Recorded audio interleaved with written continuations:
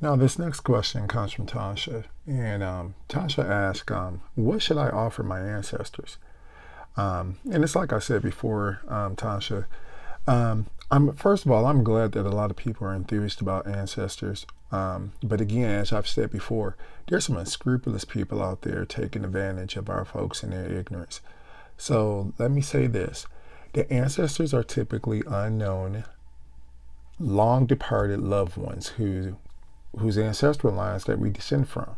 Okay, that's who our ancestors are. So what that means is that your ancestors are always going to be with you because their blood is your blood.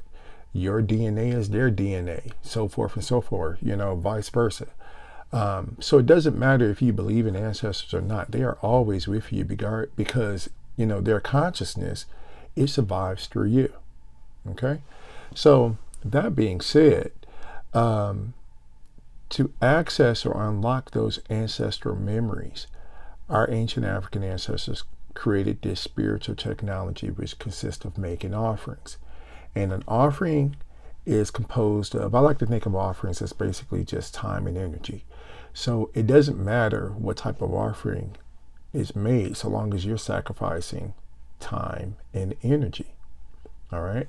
Now, one of the things I think that's pretty interesting, and you can look at this from a culture perspective, and that is that somehow our ancestors, our ancient African ancestors, they discovered that you get better results or that the ancestors respond a little bit faster or quicker if you go ahead and you give them something or offer them something that they like.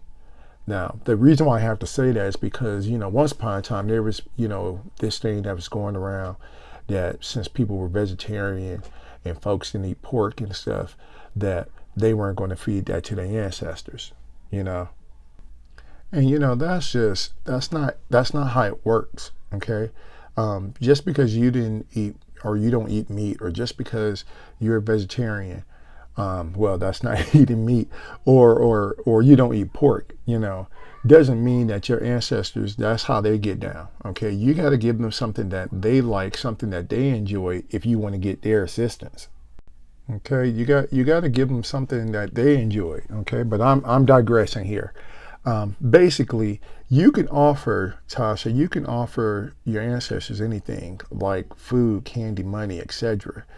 Even a sincere prayer of gratitude is accepted because you are still practicing, or you're still sacrificing time and energy, your time and energy, to them. And that's what they need. That's what they want. So basically, to sum it up, um, your ancestors will accept anything so long as it's done genuinely, respectfully, and out of love and appreciation for those who came before us. Okay. So hopefully that answered your question, Tasha.